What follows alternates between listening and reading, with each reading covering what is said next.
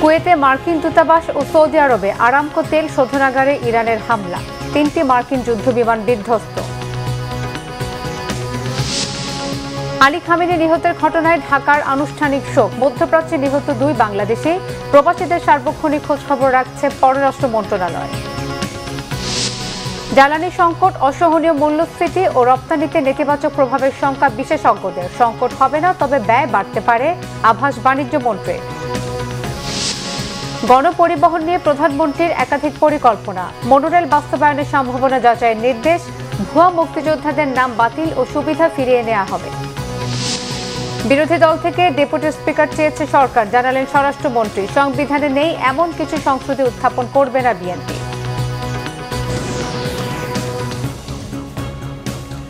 দেখছিলেন crown cement সংবাদ শিরোনাম, এবারে বিস্তারিত।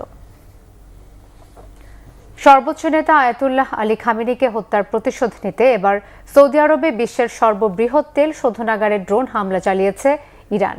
কুয়েতে মার্কিন দূতাবাসে হামলা আর মার্কিন বাহিনীর একাধিক F-15 যুদ্ধবিমান বিধ্বস্তের খবরও পাওয়া গেছে। আলী খামেনিকে হত্যার তৃতীয় দিনেও প্রধান শত্রু ইসরায়েলকে লক্ষ্য করে প্রতিশোধমূলক হামলা জারি রেখেছে ইরান। হামলা অব্যাহত আছে যুক্তরাষ্ট্রের ঘাঁটি থাকা প্রতিবেশী আরব রাষ্ট্রগুলোতেও। হামলা হয়েছে কুয়েতে মার্কিন দূতাবাসে। সোমবার কুয়েত সিটিতে মার্কিন দূতাবাস থেকে আগুন আর ধোঁয়া উঠতে দেখা যায়। একই দিন কুয়েতে মার্কিন যুদ্ধবিমান F-15 স্ট্রাইক ঈগল বিধ্বস্ত হয়েছে। নিরাপদে বের হয়েছেন 6 জন পাইলট। ইরানের বিপ্লবী গার্ড একে নিজেদের সফলতা দাবি করলেও যুক্তরাষ্ট্রের দাবি ভুল বুঝাবুঝির কারণে বিমানগুলো বিধ্বস্ত হয়েছে। অন্তত 3টি যুদ্ধবিমান আকাশ প্রতিরক্ষা ব্যবস্থার আঘাতে বিধ্বস্তের খবর স্বীকার করেছে কুয়েত। এদিকে সৌদি আরবে আরামকোর তেল শোধনাগারে ড্রোন হামলা চালিয়েছে ইরান। আগুন নিয়ন্ত্রণের জন্য রাশ তানুরা শোধনাগারের কার্যক্রম দীর্ঘ সময় বন্ধ রাখা হয়। কাতারের জ্বালানি খাত লক্ষ্য করেও 2টি ড্রোন হামলা হয়েছে। এই তথ্য নিশ্চিত করেছে দেশটির প্রতিরক্ষা মন্ত্রণালয়। হামলা হয়েছে ওমানের জ্বালানিবাহী জাহাজে। মাস্কট উপকূল থেকে 52 নটিক্যাল মাইল দূরবর্তী স্থানে বিস্ফোরকবাহী নৌযানের এই হামলায় অন্তত 1 জন নিহত হয়েছে।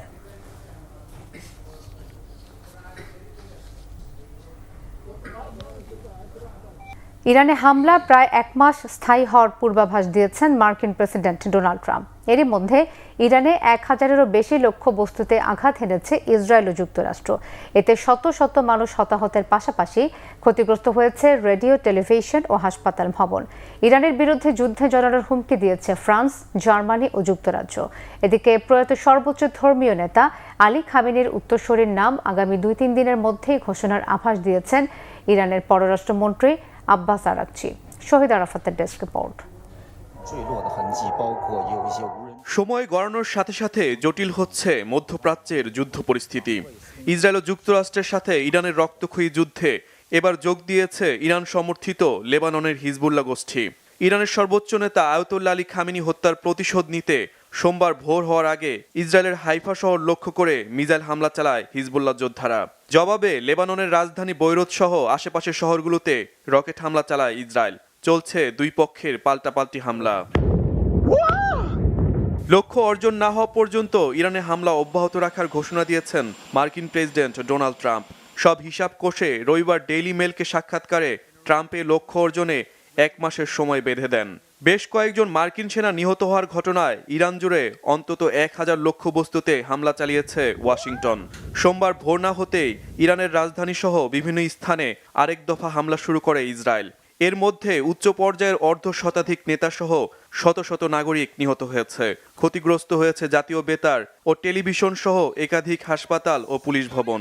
ইরানের বিপ্লবী গার্ডের সদর দপ্তর গুড়িয়ে দেওয়ার দাবি তুলেছে যুক্তরাষ্ট্র। সর্বোচ্চ নেতা খামেনি নিহত হওয়ার পর ইসরায়েল ও মধ্যপ্রাচ্যে যুক্তরাষ্ট্রের ঘাঁটি লক্ষ্য করে মিসাইল ও ড্রোন হামলার সংখ্যা বাড়িয়েছে ইরান। রবিবার রাতভর সাইরেন বেজে ওঠে তেল আবিব সহ ইসরায়েলের বিভিন্ন শহরে। বেত শেমেশে, হাইফা, জেরুজালেমে আঘাত হানে ইরানের একাধিক মিসাইল। এতে বহু মানুষ হতাহত হয়েছে। মার্কিন বিমানবাহী রণতরীতে মিসাইল হামলা চালানোর দাবি তুলেছে ইরান। ইরাকের বাগদাদে মার্কিন ঘাঁটিতেও ড্রোন হামলা চালায় তেহরান। হামলা অব্যাহত আছে কুয়েত, কাতার, সৌদি আরব, সংযুক্ত আরব আমিরাত, বাহরাইনের মার্কিন ঘাঁটিতেও। বিমানবন্দর ও সামরিক ঘাঁটিতে ইরানের মিসাইল হামলা প্রতিহত করার দাবি তুলেছে সৌদি আরব। মধ্যপ্রাচ্যে নিজেদের ও মিত্র দেশগুলোর স্বার্থ রক্ষায় ইরানের বিরুদ্ধে সামরিক ব্যবস্থা নেওয়ার হুঁশিয়ারি দিয়েছে ফ্রান্স, জার্মানি ও যুক্তরাজ্য। এক যৌথ বিবৃতিতে ইউরোপের নেতারা বলেন, মধ্যপ্রাচ্যে ইরানের হামলায় তারা শঙ্কিত। আঞ্চলিক মিত্রদের রক্ষায় প্রয়োজনীয় সহায়তা দিতে তারা প্রস্তুত। যদিও ইরানে হামলায় যোগ দিচ্ছে না অস্ট্রেলিয়া। এতে মধ্যপ্রাচ্যে যুদ্ধ পরিস্থিতি আরও বিস্তৃত হওয়ার শঙ্কা করছেন বিশ্লেষকরা। এদিকে আয়াতুল্লাহ আলী খামেনির মৃত্যুর পর প্রেসিডেন্ট মাসুদ পেজেশকিয়ান, বিচার বিভাগীয় প্রধান মহসিনী এজেই ও আহমেদ আলী আরাফিকে নিয়ে ৩ সদস্যের অন্তর্বর্তীকালীন নেতৃত্ব পরিষদ গঠন করেছে ইরান। আগামী ২-৩ দিনের মধ্যে নতুন সর্বোচ্চ নেতা নির্বাচিত করা হবে বলে জানিয়েছেন পররাষ্ট্রমন্ত্রী আব্বাস আরাকচি।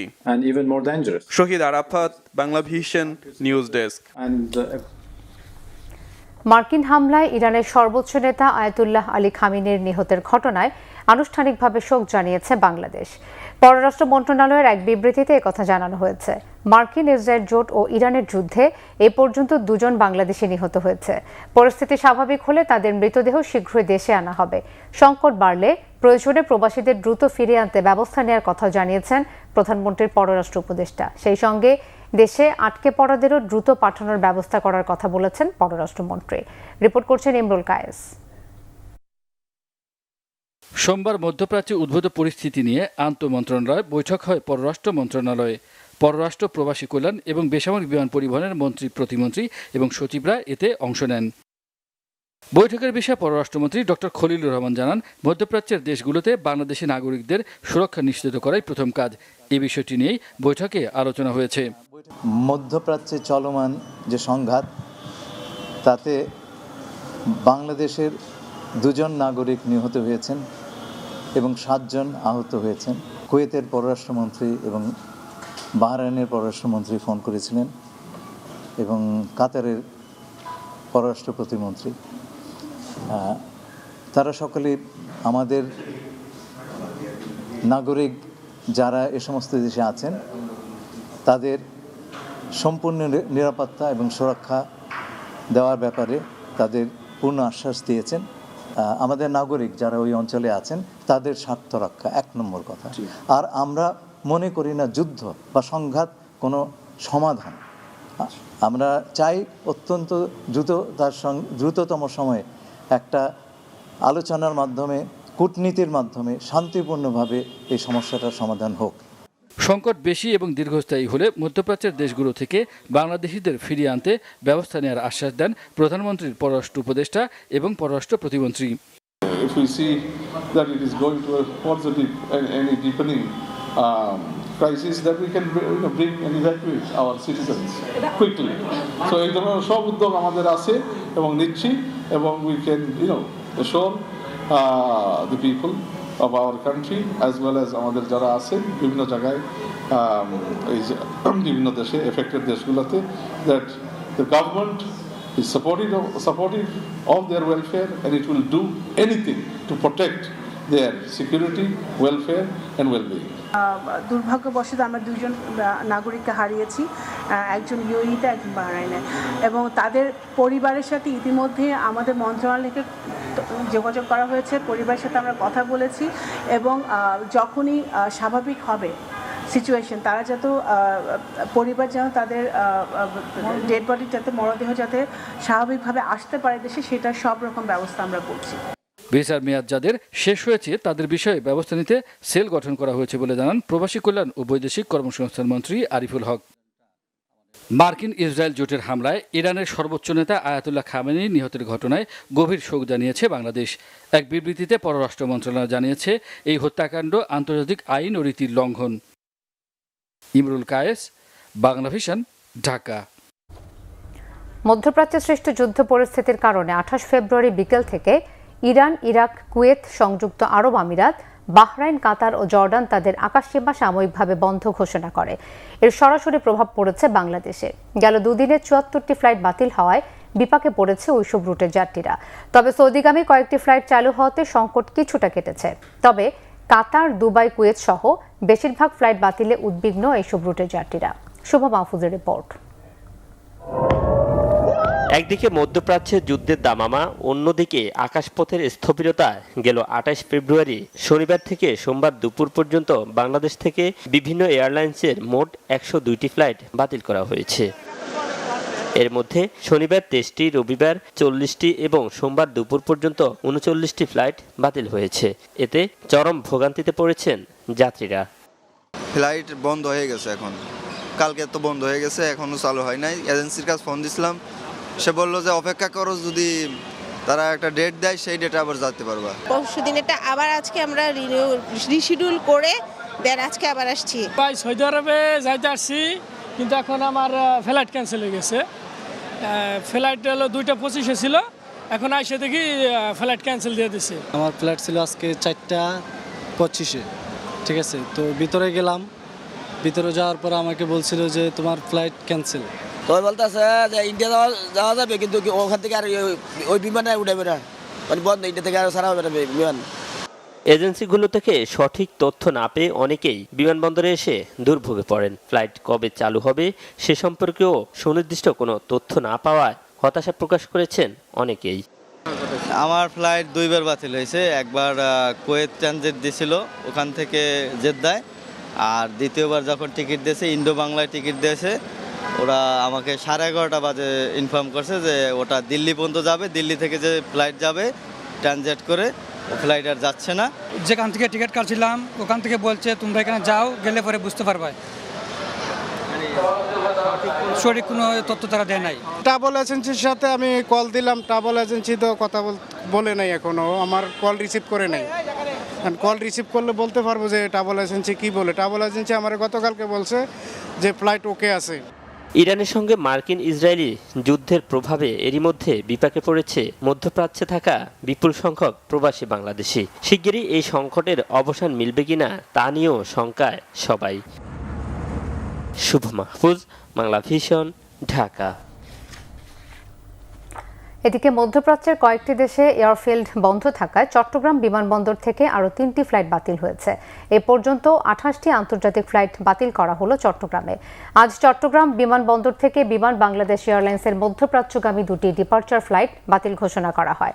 মধ্যপ্রাচ্যগামী ইউএস বাংলা এয়ারলাইন্সের একটি ডিপার্চার ফ্লাইট ও একটি অ্যারাইভাল ফ্লাইটও বাতিল ঘোষণা করা হয়।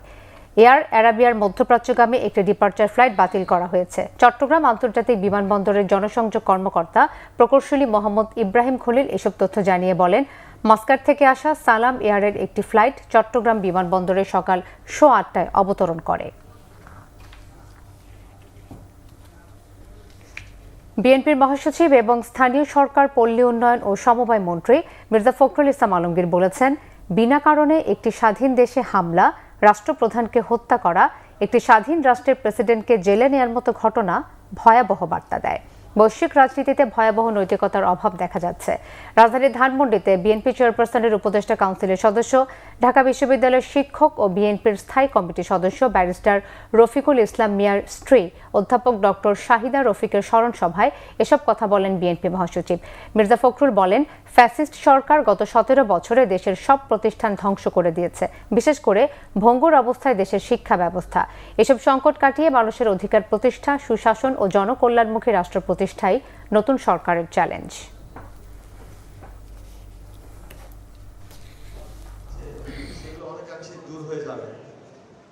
বিশ্ব রাজনীতিতে ভয়াবহ নৈতিকতার অভাব, বিনা কারণেই একটি দেশের সার্বভৌমত্বে হস্তক্ষেপ, বিনা কারণেই দেশের প্রধানকে, রাষ্ট্রের প্রধানকে এবং একটি মতবাদের প্রধানকে হত্যা করা, একটা স্বাধীন রাষ্ট্রের প্রেসিডেন্টকে তুলে নিয়ে গিয়ে জেলে পুরে দেওয়া, এ এক ভয়াবহ বিশ্ব।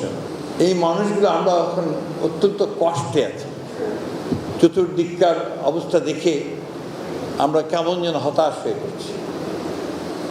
বাংলাদেশে ঠিক একইভাবে অস্থিরতার মধ্য দিয়ে আমরা এগিয়ে চলেছি। ইরান ইসরায়েল যুদ্ধের প্রভাবে বিশ্বজুড়ে জ্বালানি দুষ্প্রাপ্য হয়ে উঠতে পারে এমন শঙ্কা করছেন বিশেষজ্ঞরা। যুদ্ধ দীর্ঘস্থায়ী হলে বিপদ বেড়ে জ্বালানি দুর্ভিক্ষে রূপ নেওয়ার আশঙ্কা তাদের। তবে অর্থনীতিবিদরা বলছেন, যুদ্ধের অজুহাতে এখনই দেশে ভোক্তা পর্যায়ে জ্বালানির দাম বৃদ্ধির সুযোগ নেই। তবে হরমুজ প্রণালী দীর্ঘদিন বন্ধ থাকলে জ্বালানির দামে অস্থিরতার পাশাপাশি দ্রব্যমূল্য অসহনীয় হওয়া এবং রপ্তানিতে নেতিবাচক প্রভাব পড়বে। আরও জানাচ্ছেন জিয়াউল হক সবুজ। ইরান ইসরায়েল যুদ্ধ শুরুর পর থেকেই আলোচনায় হরমুজ প্রণালী, কারণ সমুদ্র পথে পরিবাহিত বিশ্বের মোট তেলের 1/5 পরিবাহিত হয় এই প্রণালী দিয়ে। এ পথ দিয়েই প্রতিদিন গড়ে প্রায় 2 কোটি ব্যারেল অপরিশোধিত তেল নেওয়া হয় বিভিন্ন দেশে। ইরান, ইরাক, কুয়েত, কাতার বা সৌদি আরব, দুবাই থেকে জ্বালানি তেল ও তরলায়িত প্রাকৃতিক গ্যাস বিভিন্ন দেশে সরবরাহ হয় এই সমুদ্র পথে। তাই যুদ্ধ শুরুর পর থেকেই সংকটের কেন্দ্রবিন্দু হরমুজ প্রণালী। হরমুজ প্রণালী বন্ধ যদি করে দেয়, না করে দিলেও জাহাজ চলাচল সীমিত হয়ে যাবে এবং এমনি থেকে নিজে থেকেই জাহাজ চলাচল বন্ধ হয়ে যাবে, কারণ তাদের একটা সিকিউরিটি আছে না। আমাদের এলএনজি পাওয়া যাচ্ছিল না, কারণ আমরা বলতেছিলাম যে আমরা জাহাজ পাচ্ছি না, সরকার জাহাজ ভাড়া করে কোথাও পাচ্ছিল না। তো ওই অবস্থায় যদি সেটা হয়, এখন জ্বালানির প্রাপ্যতাই তো দুষ্প্রাপ্য হয়ে যাবে। জ্বালানি তখন দুষ্প্রাপ্য, জ্বালানি তখন দুর্ভিক্ষ লেগে যাবে, জ্বালানি বুভুক্ষার শিকার হবে শুধু বাংলাদেশ না, আনুষঙ্গিক সব দেশ যারা রপ্তানি করে, আমদানি করে। তবে এর কারণে ভোক্তা পর্যায়ে জ্বালানির মূল্য বৃদ্ধির কোনো সুযোগ নেই। তার একটা বড় কারণ হলো দীর্ঘদিন থেকেই ভোক্তারা উচ্চ মূল্যে জ্বালানি কিনছেন, বিপিসি সেখানে মুনাফা করছে। বিপিসি 2025 সালে প্রায় 4700 কোটি টাকা মুনাফা করেছে। সুতরাং এরকম একটি বাড়তি মুনাফার জায়গায় তাকে নতুন করে এই যুদ্ধের অজুহাত দেখিয়ে যাতে ভোক্তার উপরে বাড়তি মূল্য না বাড়ানো হয়, সেটি আমরা সরকারের কাছ থেকে প্রত্যাশা করব। বিশ্লেষকরা বলছেন, হরমুজ প্রণালী দিয়ে পরিবহনের 84% তেল যায় এশিয়ার বাজারে। তাই যুদ্ধ বেশি দিন চলতে থাকলে জ্বালানি সংকট ভয়াবহ হতে পারে। যেহেতু বাংলাদেশের দীর্ঘমেয়াদী জ্বালানির কন্ট্রাক্টগুলো করা আছে মধ্যপ্রাচ্যের দেশগুলো এবং দক্ষিণ পূর্ব এশিয়ার দেশগুলোর সঙ্গে, সুতরাং সেই হিসেবে আপাতভাবে জ্বালানি জনিত অভ্যন্তরীণ বাজারে সংকটে পড়ার কথা না। কিন্তু সমস্যা হবে যদি হরমুজ প্রণালী বন্ধ হলে, যদি জ্বালানি সরবরাহ চ্যানেলে যদি কোনো সমস্যা তৈরি হয়, তাহলে বাংলাদেশকে হয়তো সেক্ষেত্রে দক্ষিণ পূর্ব এশিয়ার যে দেশগুলোর সঙ্গে তার চুক্তি রয়েছে, মালয়েশিয়া, ব্রুনেই, এই সমস্ত দেশগুলোকে হয়তো ব্যবহার করার প্রয়োজন পড়বে। আমাদের এমনিতেই অর্থ নেই, টাকা নেই, বৈদেশিক মুদ্রা নেই, আমরা জ্বালানি কিনতে পাচ্ছি না এখনই। আর যদি আন্তর্জাতিক বাজারে জ্বালানি দুষ্প্রাপ্য হয়ে যায়, তাহলে তো তার দাম অনেক বেড়ে যাবে। মানুষ ভাত না পেয়ে মারা গেছে, জ্বালানি না পেয়ে কি হবে সেটা তো মানুষ দেখেনি। এই আধুনিক বিশ্বে জ্বালানি ছাড়া মুহূর্ত চলে না।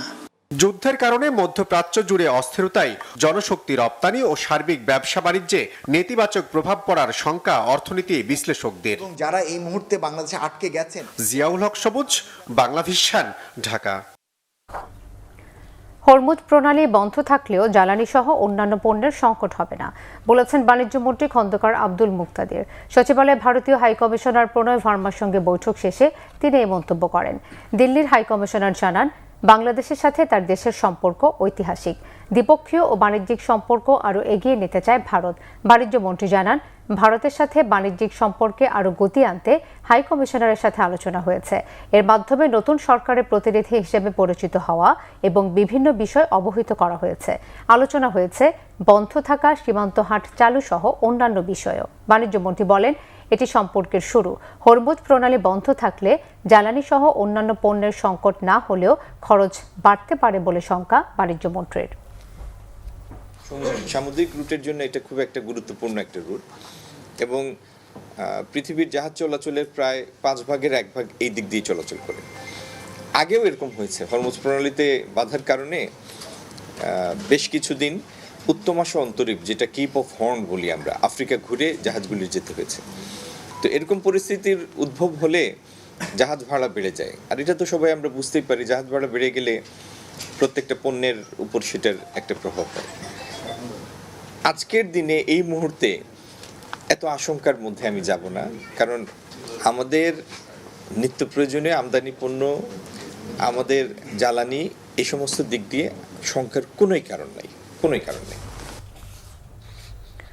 জনবান্ধব পরিবহন ব্যবস্থা করতে মেট্রো রেলের পাশাপাশি মনোরেল চালুর বিষয়টি বিবেচনা করছে সরকার। বিশেষ করে নারী যাত্রীদের নিরাপত্তা নিশ্চিতে দ্রুত পদক্ষেপ নেওয়ার কথা জানিয়েছেন প্রধানমন্ত্রী তারেক রহমান। সকালে সচিবালয়ে পরিবহন বিশেষজ্ঞ অধ্যাপক শামসুল হকের সঙ্গে বৈঠকে তিনি এই পরিকল্পনার কথা জানান। ভুয়া মুক্তিযোদ্ধাদের নাম পর্যায়ক্রমে বাতিলের পাশাপাশি আর্থিক সুবিধাও ফিরিয়ে নেওয়ার কথা জানিয়েছেন মুক্তিযুদ্ধ বিষয়ক মন্ত্রী হাফিজ উদ্দিন আহমেদ। রিপোর্ট সৈয়দ আব্দুল মুহিতের।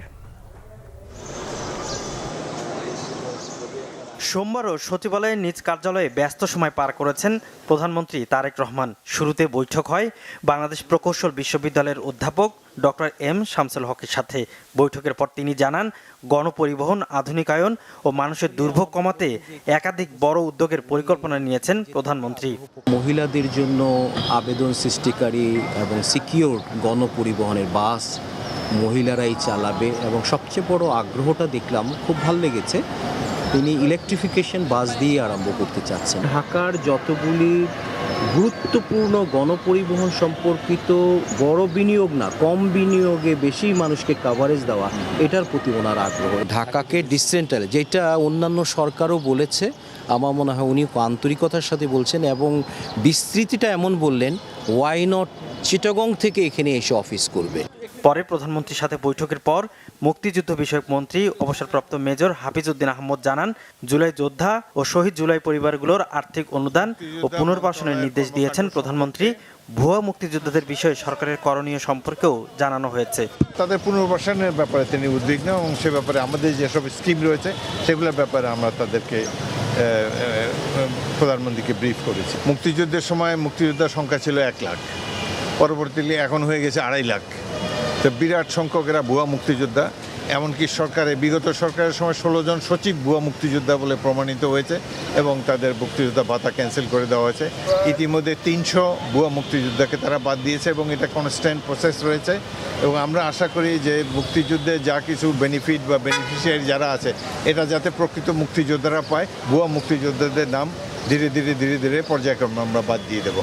এদিকে প্রধানমন্ত্রী তারেক রহমানের সাথে বৈঠক করে শিক্ষা প্রতিমন্ত্রী জানান, গ্রহণযোগ্য ও গ্লোবাল স্ট্যান্ডার্ড অনুযায়ী ঢাকা বিশ্ববিদ্যালয়ের ভিসি নিয়োগ দিতে পরামর্শ দিয়েছেন প্রধানমন্ত্রী। যেই পদত্যাগপত্র উনি জমা দিয়েছেন এবং মন্ত্রণালয় থেকে সেটা নিয়ে যে অফিসিয়াল ডিসিশন এসছে, সেটাতে উনি একটা পার্টিকুলার তারিখ পর্যন্ত কন্টিনিউ করবেন till office is handed over. মাননীয় প্রধানমন্ত্রী এটা নিয়ে জানতে চেয়েছেন বেস্ট প্রসিডিওর্স কি, গ্লোবাল বেস্ট প্র্যাকটিসেস কি এত বড় এত প্রসিদ্ধ বিশ্ববিদ্যালয়ের ভিসি হবার জন্য, এবং সেই সব তথ্য আমরা মাননীয় প্রধানমন্ত্রীর ডেস্কেও পৌঁছাচ্ছি। 7 কলেজের বিষয়টি মীমাংসিত, এ বিষয়ে সবার সম্মতির কথাও জানান শিক্ষা প্রতিমন্ত্রী ববি হাজ্জাজ। সৈয়দ আব্দুল মুহিত, বাংলা ভিশন, ঢাকা। জুলাই সনদের প্রতি শ্রদ্ধা জানিয়ে বিরোধী দলের কাছে ডেপুটি স্পিকারের নাম চাওয়ার কথা জানিয়েছেন স্বরাষ্ট্রমন্ত্রী সালাউদ্দিন আহমদ। তিনি বলেন, সংবিধানে সংশোধনী এনে সংবিধান সংস্কার পরিষদ গঠন করা যেতে পারে, তবে সংবিধানে নেই এমন কিছু সংসদে উত্থাপন করবে না বিএনপি। স্বরাষ্ট্রমন্ত্রী আরও বলেন, সংবিধান অনুযায়ী ত্রয়োদশ জাতীয় সংসদের প্রথম অধিবেশনে ভাষণ দেবেন রাষ্ট্রপতি। রিপোর্ট সৈয়দ আব্দুল মুহিতের। ত্রয়োদশ জাতীয় সংসদ নির্বাচনের পর জুলাই সনদ অনুযায়ী সংবিধান সংস্কার পরিষদে শপথ নেয় জামাত ও এর মিত্ররা। তবে সংবিধানে না থাকার যুক্তিতে শপথ নেননি বিএনপি ও স্বতন্ত্র সংসদ সদস্যরা। এরপর থেকেই রাজনৈতিক বিতর্ক সংবিধান সংস্কার পরিষদ নিয়ে। বিরোধী দল থেকে অভিযোগ, বিএনপি জুলাই সনদ ভঙ্গ করেছে। সচিবালয়ে এই বিতর্কের ব্যাখ্যা দেন স্বরাষ্ট্রমন্ত্রী। এটা একটা রাজনৈতিক অধিকার হিসেবে তারা বলতে পারে, কথা বলার অধিকার আছে, তারা দাবি তুলতে পারে, কিন্তু অসাংবিধানিক কোনো কিছু আমরা জাতীয় সংসদে উত্থাপন করতে পারি না। আমরা বলেছি, যদি গণভোটের রায় অনুসারে সংবিধান সংস্কার পরিষদ গঠন করতে হয়, সেটা জাতীয় সংসদে আলাপ আলোচনার মাধ্যমে এবং গণভোটের রায় কার্যকর করার মাধ্যমে করতে হবে, এবং সেই ক্ষেত্রে সংবিধানের সংশোধনী আনতে হবে। সংবিধানের সংশোধনী আনলে সেটা সংবিধানে ধারণ করার পরে জাতীয় সংবিধান সংস্কার পরিষদের সদস্য হিসেবে শপথ নেওয়া হবে কিনা, কারা সেই শপথ গ্রহণ করাবেন, কে করাবেন, কোন ফর্মে করাবেন, সেগুলো সব ধারণ করতে হবে। তো সুতরাং এগুলো একটা দীর্ঘ প্রক্রিয়া, আলাপ আলোচনার বিষয়। জানান, বিরোধী দল থেকে ডেপুটি স্পিকার মনোনীত করার জন্য মৌখিকভাবে প্রস্তাব দেওয়া হয়েছে। প্রারম্ভিক সেশনে প্রথম দিনে রাষ্ট্রপতি ভাষণ দিবেন, সেটা এখনো পর্যন্ত সংবিধানে বহাল আছে, প্রথা আছে, ট্র্যাডিশন আছে। সুতরাং সেই হিসাবেই হবে। কেউ যদি দাবি করে সেটা ভবিষ্যতে যদি সংবিধানের সংশোধন করে যে রাষ্ট্রপতি আর ভাষণ দিবেন না, সেটা তখন দেখা যাবে। জুলাই জাতীয় সনদে যে আমরা যেটা ঐক্যমতের ভিত্তিতে যেটা আমরা সমঝোতায় এসেছি, রাজনৈতিক সমঝোতার দলিল হিসাবে, সেটার বাস্তবায়ন এখন থেকে শুরু করতে চাই। সেই জন্য আমরা আমাদের দলের পক্ষ থেকে প্রধান বিরোধী দলকে আমরা মৌখিকভাবে আমরা সাক্ষাতে তাদেরকে অফার করেছি তারা যেন ডেপুটি স্পিকার তারা ঠিক করেন এবং সেটা সংসদে স্পিকার নির্বাচনের দিন একই সাথে নির্বাচিত হতে পারে। স্বরাষ্ট্রমন্ত্রী জানান 133টি অধ্যাদেশ সবগুলোই নিয়ম অনুযায়ী জাতীয় সংসদের অধিবেশনের প্রথম দিন উপস্থাপন করা হবে। সৈয়দ আব্দুল মুহিত, বাংলা ভিশন, ঢাকা। ত্রয়োদশ জাতীয় সংসদের চিফ হুইপ হয়েছেন বিএনপি দলীয় সংসদ সদস্য নুরুল ইসলাম মনি। তিনি বগুড়া 2 আসন থেকে একাধিকবার সংসদ সদস্য নির্বাচিত হয়েছেন। আজ জাতীয় সংসদ সচিবালয়ের মানব সম্পদ শাখা থেকে জারি করা এক প্রজ্ঞাপনে এই তথ্য জানানো হয়েছে। নতুন চিফ হুইপ নুরুল ইসলাম মনি বিএনপির ভাইস চেয়ারম্যান। একই দিন সংসদের হুইপ হিসেবে নিয়োগ পান 6 জন সংসদ সদস্য। তারা হলেন হবিগঞ্জ 3 আসনের সংসদ সদস্য জি.কে. গৌস, খুলনা 3 আসনের রকিবুল ইসলাম বকুল, শরীয়তপুর 3 আসনের মিয়া নুরুদ্দিন আহমেদ অপু, নাটোর 2 আসনের রুহুল কুদ্দুস তালুকদার দুলু, দিনাজপুর 4 আসনের আখতারুজ্জামান মিয়া এবং লক্ষ্মীপুর 4 আসনের সংসদ সদস্য আশরাফ উদ্দিন নিজান। আগামী 12 মার্চ ত্রয়োদশ জাতীয় সংসদের প্রথম অধিবেশন শুরু হবে। আজ 2রা মার্চ জাতীয় পতাকা উত্তোলন দিবস। 1971 সালের এই দিনে ঢাকা বিশ্ববিদ্যালয়ের কলাভবন চত্বরে বাংলাদেশে প্রথমবারের মতো জাতীয় পতাকা উত্তোলন করেছিলেন ডাকসুর তৎকালীন ভিপি আসম আব্দুর রব। দিবসটি স্মরণে সোমবার আলোচনা সভার অংশ নিয়ে এর রাষ্ট্রীয় স্বীকৃতির দাবি জানিয়েছেন দেশের বিশিষ্টজনেরা। নাবিল জাহাঙ্গীরের রিপোর্ট। 1971 সালের 2রা মার্চ জাতীয় পরিষদের অধিবেশন স্থগিতের প্রতিবাদে এই দিন ঢাকা বিশ্ববিদ্যালয়ের কলাভবনের বটতলায় স্বাধীন বাংলাদেশের মানচিত্র খচিত পতাকা উত্তোলন করেন তখনকার ডাকসুর ভিপি আসম আব্দুর রব। ঐতিহাসিক জাতীয় পতাকা উত্তোলন দিবস স্মরণে সোমবার জাতীয় প্রেসক্লাবে আলোচনা সভা আয়োজন করে জাতীয় সমাজতান্ত্রিক দল জাসদ। সভায় দিবসটির গুরুত্ব তুলে ধরে এর রাষ্ট্রীয় স্বীকৃতির দাবি করেন বক্তারা। মুক্তিযুদ্ধের চেতনায় মানবিক ও গণতান্ত্রিক বাংলাদেশ বিনির্মাণে প্রচলিত শাসন কাঠামোর সংস্কারে বর্তমান সরকারকে আহ্বান জানান বক্তারা। সংস্কারের পদ্ধতি নিয়ে আলাপ করতে পারবো, কিন্তু সংস্কারের কি আসলে বাস্তবায়ন হবে সবাই মিলে এখনো ঠিক করার সময় আছে যে অন্তত কি পরিবর্তন না করলে বাংলাদেশ যে জন্য লড়াই করছে সেই লড়াই আবারও এরকম বেহাত হয়ে যাবে।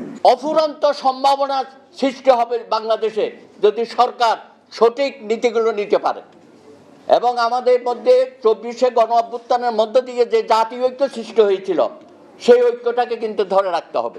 পরিস্থিতিটা এমন সময় এমন যে আমি মনে করি এখন অনেক কিছু ভাববার আছে। আচ্ছা বলেন তো, দেশের রাজনীতি এখন কোথায় দাঁড়িয়েছে? আগে তো ছিল এটা সরকারি দল, এটা বিরোধী দল। এখন সরকারি দল চিনছেন, বিরোধী দল চেনেন, সংসদে চিনছেন। কারা এত বেশি ভোট পেয়ে জিতেছে সেই সংসদের বিরোধী দলরা কি বলছেন? আলোচনা সভায় অংশ নিয়ে বিএনপি নেতা ও ঢাকা দক্ষিণ সিটি কর্পোরেশনের প্রশাসক আব্দুস সালাম বলেন, বিএনপি ইতিহাসের সঠিক মূল্যায়নে বিশ্বাসী। দ্বিধা দ্বন্দ্ব থাকার কোনো কারণ নাই। বিএনপি এটাকে ওন করে। বিএনপি ইতিহাস বিকৃতিতে বিশ্বাস করে না। ইতিহাস বিকৃতিটা করতে এসেছে, এটা আমরা সবাই সাক্ষী। যদি ইতিহাস বিকৃতি করা না হতো তাহলে বিএনপির জন্ম হতো না। ইতিহাস বিকৃতি করে যখন দেশটাকে একদলীয় বানানো হয়েছিল তার প্রতিবাদেই যখন দেশটা আবার স্বাধীনতা হারাতে বসেছিল তখনই 7ই নভেম্বর আমরা ঘটিয়েছিলাম যে রাষ্ট্র কাঠামোর প্রত্যেকটা অঙ্গ প্রত্যঙ্গ আজকে ধ্বংস হয়ে গেছে আজকে দলীয়করণের নামে। স্বাভাবিকভাবে আজকে বিএনপি যাতে আবার সেই পথে না যায় সেটার জন্য তো আপনাদেরকে সহযোগিতা দরকার। দিবসটি উপলক্ষে সকালে ঢাকা বিশ্ববিদ্যালয়ের ঐতিহাসিক বটতলায় পতাকা উত্তোলন ও আলোচনা সভা আয়োজন করে বিশ্ববিদ্যালয় কর্তৃপক্ষ। তবে অসুস্থ থাকায় প্রধান অতিথি আসম আব্দুর রব সেখানে উপস্থিত থাকতে পারেননি। নাবিল জাহাঙ্গীর, বাংলা ভিশন, ঢাকা। জুলাই অধ্যাদেশ ও গণভোট বাতিল চেয়ে করা রিটের শুনানি শেষ। কাল এ বিষয়ে আদেশ দেবে বিচারপতি রাজিকাল জলিলের নেতৃত্বাধীন হাইকোর্ট বেঞ্চ।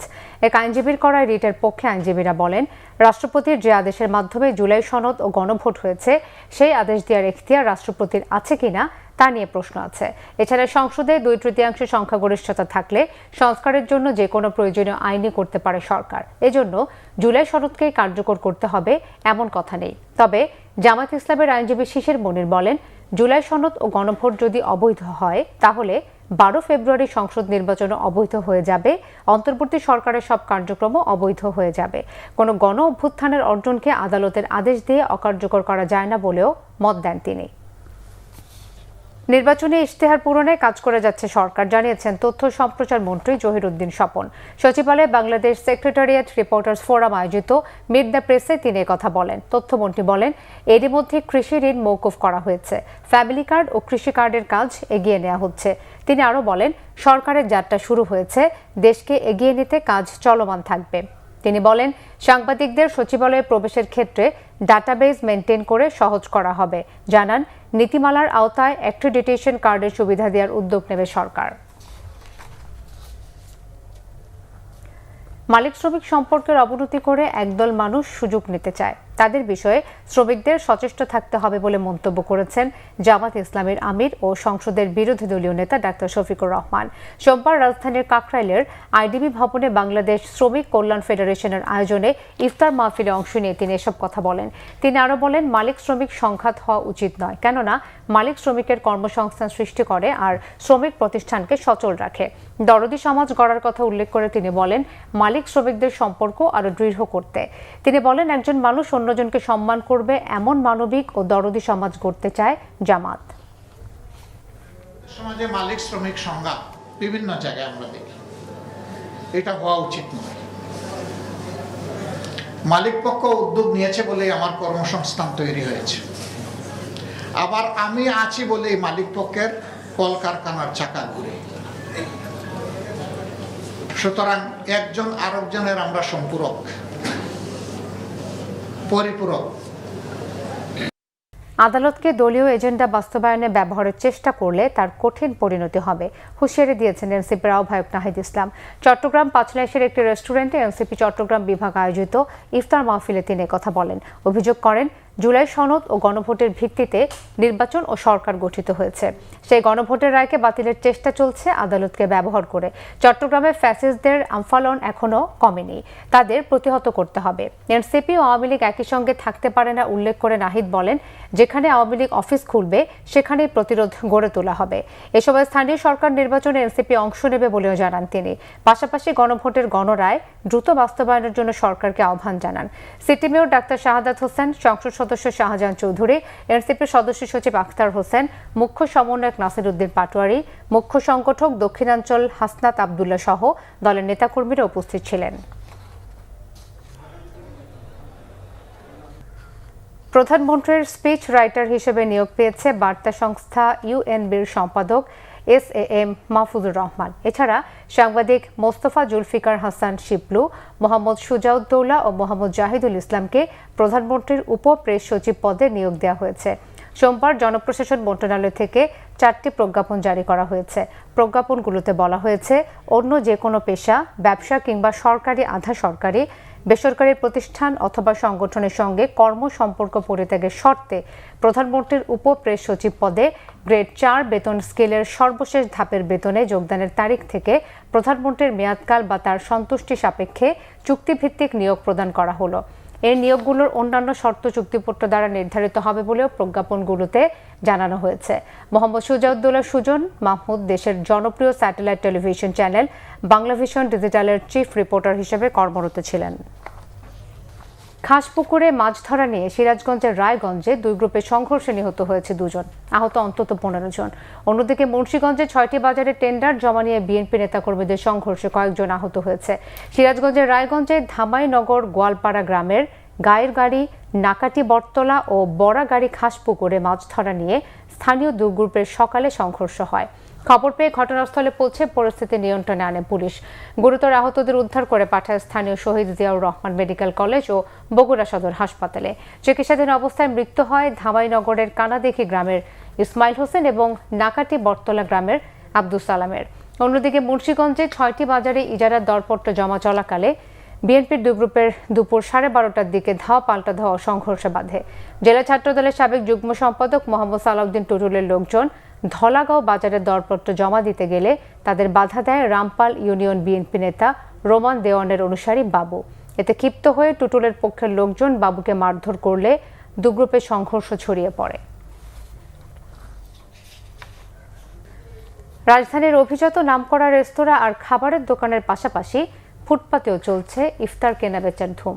নানা স্বাদের বাহারি ইফতারের পসরা সাজিয়ে জমজমাট বেচাকেনা চলছে ফুটপাতের দোকানগুলোতে। নিম্ন আর মধ্যম আয়ের মানুষের পাশাপাশি চলার পথেও অনেকে ইফতার কিনে নেন এসব দোকান থেকে। গালমান শফির রিপোর্ট। রোজা এলেই ব্যস্ত হয়ে ওঠে রাজধানীর বিভিন্ন অলিগলি। ফুটপাতের উপরই ইফতারের পসরা সাজিয়ে বসেন ক্ষুদ্র ব্যবসায়ীরা। নগরীর মানুষের একটি বড় অংশ ইফতার করেন রাস্তার ফুটপাতের এই দোকানগুলো থেকে। নানা স্বাদের বাহারি ইফতার পাওয়া যায় অস্থায়ীভাবে গড়ে ওঠা দোকানগুলোতে। ইফতারের নিয়মিত আইটেম ছোলা, পেঁয়াজু, বেগুনি, ঘুগনি, পাকোড়া, আলুর চপ ও জিলাপি। নিম্ন ও মধ্যমায়ের মানুষই এসব দোকানের নিয়মিত ক্রেতা হলেও চলতি পথে অনেকেই ইফতার কিনে নেন এখান থেকে।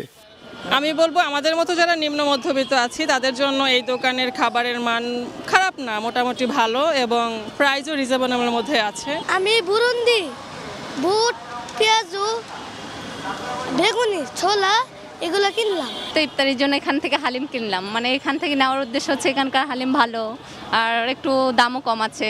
এই ইফতার দামে কম মানে ভালো, এবং আমরা যারা নিম্ন আয়ের মানুষ, সাধারণ মানুষ, আমাদের জন্য এটা অত্যন্ত ভালো। নিম্ন আয়ের মানুষ আছি এখানে, যারা আর কি কম টাকার মধ্যে স্বল্প খরচের মধ্যে আমরা ইফতারগুলো কিনে খেতে পারি। ব্যবসায়ীরা বলেছেন ফুটপাতের দোকান হলেও খাবারের মান স্বাস্থ্যসম্মত। খেটে খাওয়া মানুষের কথা মাথায় রেখে দাম নির্ধারণ করা হয়েছে। লেগ পিস, উইন্স, আলু চপ, বেগুনি, তারপর পাকুড়া, মাশরুম চপ, তারপর অন্থন। 13 বছর আগে যে রেটে বিক্রি করছি, এখনও 13 বছর পরে যেই রেটে সেই রেটেই বিক্রি করতেছি।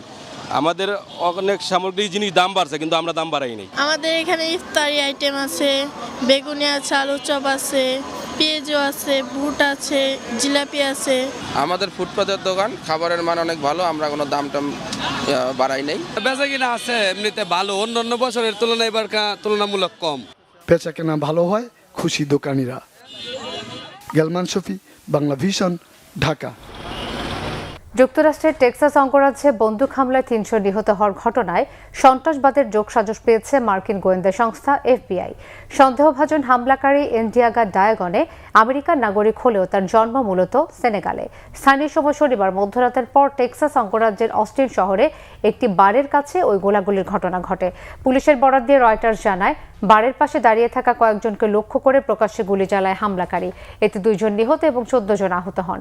আহতদের মধ্যে 3 জনের অবস্থা গুরুতর। হামলার পরপর একটি গাড়িতে করে পালিয়ে যাওয়ার চেষ্টা করে হামলাকারী। পরে শহরের মধ্যবর্তী স্থানে পুলিশের প্রতিরোধের শিকার হয়। ওই সময় হামলাকারী ও পুলিশের মধ্যে গুলি বিনিময় হলে হামলাকারী নিহত হয়। তদন্তের স্বার্থে হামলার কারণ নিয়ে বিস্তারিত কিছু জানায়নি পুলিশ। দেশের প্রতিটি ফেডারেশনের জন্য যুব ও ক্রীড়া মন্ত্রণালয়ের কাছে 30 কোটি টাকা করে স্থায়ী আমানত চেয়েছেন সেনাবাহিনী প্রধান ও অলিম্পিক অ্যাসোসিয়েশনের সভাপতি জেনারেল ওয়াকারুজ্জামান। সোমবার সেনাকুঞ্জে বাংলাদেশ অলিম্পিক অ্যাসোসিয়েশনের উদ্যোগে ইফতার ও দোয়া মাহফিলের আয়োজন করা হয়। এতে সভাপতিত্ব করেন সেনাবাহিনী প্রধান ও বাংলাদেশ অলিম্পিক অ্যাসোসিয়েশনের সভাপতি। এ সময় তিনি দেশের প্রতিটি খেলাধুলার উন্নয়নের পরিকল্পনা তুলে ধরেন জাতীয় ক্রীড়া পরিষদের কাছে। ইফতার মাহফিলে প্রধান অতিথি ছিলেন যুব ও ক্রীড়া প্রতিমন্ত্রী আমিনুল হক। তিনি জানান, দেশের 52টি ফেডারেশনের কার্যক্রমের তথ্য নিচ্ছেন তিনি। ফেডারেশনগুলোর সমস্যা পর্যালোচনা করে ব্যবস্থা নেওয়ার আশ্বাস দেন। BOA এর ইফতার মাহফিলে নৌবাহিনী প্রধান অ্যাডমিরাল মোহাম্মদ নাজমুল হাসান, বিমান বাহিনী প্রধান air chief marshal Hasan Mahmud Khan, দেশের 52টি ফেডারেশনের কর্মকর্তা, ক্রীড়া ব্যক্তিত্ব ও সংগঠকরা উপস্থিত ছিলেন।